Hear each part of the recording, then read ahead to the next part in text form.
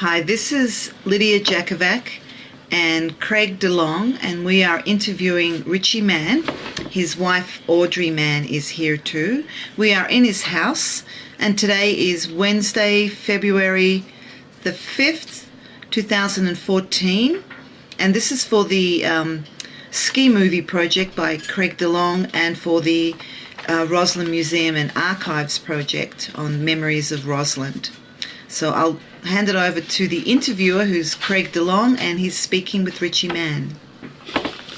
Okay, Richie, what year or what age did you start skiing at? Well, we had some skis our dad made for us, and I was probably about 5-6 years old, so that would have been about 1939, yeah, 1939 I guess, and so during the war, you know, we grew up skiing with Chick Jones and Glenn Fisher and Andy Puchoff, John Boucher. There's a whole bunch of us skiing at the time, and this is before Red Mountain started, and we had our Rossland Ski Club, which is the cabin, and the ski hill was right across from where the Block Motel is now, and right. And we would hike up what we call the Icy Tunnel Trail, and people sleigh ride or hike up in there now, and it goes up to the microwave station. But we used to hike up there to get to the top of the ski hill, or there was a short way down where we could just ski down to the cabin, and then there was no rope tow or anything there, but we would hike up and ski down and hike up, and there was a smaller jump hill there as well, and we Trig Nora and Mort Johnson, Bud Scourgy, Eddie Shepard, they were some of our best jumpers, and yeah, and then finally a few years later, and I can't remember the exact year of it, but we built a bigger jump hill just south of that, where the power line goes up Monte Cristo right now, and so that was our big jump hill, and that's where, okay, that would have been after Red Mountain got started, because when the intercollegiate races were on, that's where they held the big jumping competitions. Yeah, and so anyway, the Icy Tunnel used to get pretty hairy skiing down out of there. You know, we'd climb back up to the top of the ski hill and then ski back down into town, and you know, when it gets skied out and it gets, you know, kind of a half pipe almost, you know, and once you go down, it's like being in a chute, and yeah. So anyway, once Red Mountain got built, then of course we spent most of our time at Red Mountain. Yeah. But yeah. Tell me about a typical trip into the Squaw Basin. You know, when would you leave town? How long would it take? And yeah. Okay. We would, you know, especially on a moonlight weekend. Oh, let's head for Squaw Basin. So we would leave as soon as we could after school, and we had these Army surplus pack sacks and sleeping bags and everything in there. They were pretty good stuff, but it was heavy, you know, and so we would leave town and we would hike out to above where O'Flanagan's live now. We would hike to there and then put our skis on and then start skiing up the old Red Mountain Trail, and which would come across about Tower 5 on the ski hill, and then continue on to Indian Flats. And then, you know, as the moon came out and it got darker, we would ski up past Indian Flats and arrive up at the Rossland Squaw Basin cabin, usually fairly late at night, you know, because it was quite a hike, eh? we were in our teens about then, I guess, and yeah. And we'd spend the weekend up in the cabins and skiing around on the sides of Gray and part way up Granite, and then we might hike up onto the ridge and go over to Record Mountain and the top of Gray and that stuff, and yeah, it was a great time, and we had a lot of fun, and the old Rossland cabin was divided. The loft upstairs was divided, so there was a woman's side and a men's side. So sometimes some of the girls from town would come up too, and so they'd stay on one side and we'd stay on the other side. and never any problems, you know. Just but you know, yeah, in those days, you know, it was a little different. But we'd have a lot of fun and hit the powder, and we didn't have the best of skis in those days. We didn't have laminated skis yet. It was all just solid hickory or oak skis, and I remember my skis. My folks got them out of Eaton's catalog, and they're chalet skis, and they were maple. Oh, wow. But yeah, and we had a lot of fun, and I can remember the one time hiking up there, and it was probably just about where the toboggan, the safety toboggan was kept, in that little hut, and about halfway up between Indian Flats and Squaw Basin. And be darned if I didn't lose my balance, and I fell off the trail down into a tree well with my heavy pack on. Well, I still remember that, trying to flounder around, trying to get myself back up on the skis. And finally Al Fisher, he was on ahead, and he came back and helped me get up, and finally got up to the cabin late at night. Yeah. And then our older brothers, like Mo, there would be Mo and Chick and myself and Andy Puchoff, maybe Rhubarb McKenna and John Boucher, and be a bunch of us. But our older brothers, like Al Fisher and my brother Harry and Herman Sneedrick, George Murray, they would be staying in Bert Fulton's cabin just below the Rossland cabin. So anyway, the thing was, you know, we always made Jello, you know, for dessert, you know, and you'd put it out in the snow, and so then the big thing was to steal each other's Jello. You know, yeah, silly little things like that, eh? And I can't think of any real funny stories, except I think back now, we were awful lucky, because, you know, we thought we knew about avalanches, and that's when the slides on granite used to slide, you know, and I can remember hiking across it after it had slid, you know, but I can also remember hiking across it before it had slid. And then where we skied up on Gray and on the back of Granite, it was fairly steep, you know, and we never got caught in an avalanche. And we were, you know, I think back on it now, we were so lucky. Yeah. And the one picture I've got, we're on top of Record Mountain, and we're standing on the darn cornice where they took the picture. You know, so, you know, yeah, so we were very lucky. Yeah. Right.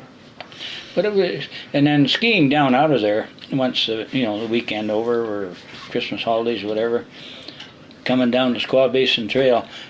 You know, above that you could pick your own route in most places, ski through the trees and the powder and that. But once you hit the Basin Trail, you were on that trail, and it was like a chute all the way down, and it was hard to stop. And God, we'd pile up and crash and laugh and get going again. Yeah, it would get skied out, you know, where you get this darn half pipe, and I remember that, and you'd be trying to snowplow, and of course you couldn't because there was too much. So you're just bombing down out of there. Been there. Yeah. Okay. What do you remember about the early days of skiing on Red Mountain once the lift was in? You know, season pass for a junior was $10, and senior pass for a senior was $20, if I remember right. And we could ski all day Saturday. Of course, we could ski night skiing. I think night skiing was Mondays, Wednesdays, and Saturdays, I believe. I could be wrong there, but it was usually 3 nights a week that we could ski night skiing. But we could ski all day Saturday and Sunday morning. And then Sunday afternoon, juniors got kicked off the hill. And so the seniors, you know, too big a lineup, you know, the seniors wanted the hill to themselves. So but a lot of the times when a fresh snow, you know, we'd end up, everybody goes up to the top and then side steps down to pack the hill a bit, you know, just before snowcats. And so then we'd just get her packed out. We might get one run in, and then we'd get kicked off. So we'd go over to the jump hill by the Block Motel and spend the afternoon skiing over there. And or we might, in the springtime, we'd ski down through the fields down by Phoenix and all that down there.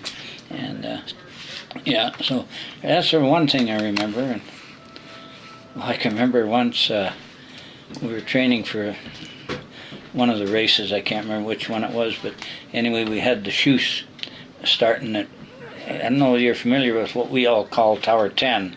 It's Yep. There was Tower 5, Tower 10. But anyway, the chutes started just below Tower 10 on the right-hand gully looking up.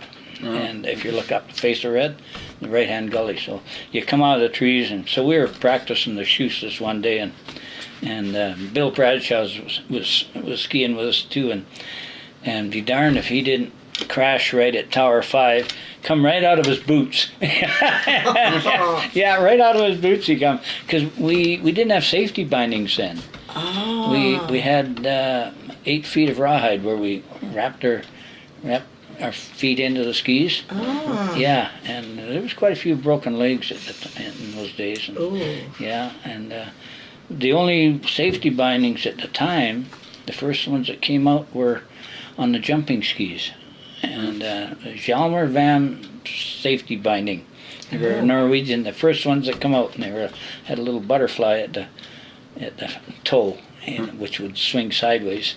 And then, I can't remember. Well, it was cable bindings, of course, because we all had cable bindings, and then plus this 8 feet of rawhide. Yeah, so, yeah. So, but it gave you all kinds of support, but, you know. This is before plastic boots, they were just all leather boots. Yeah. Yeah, Right.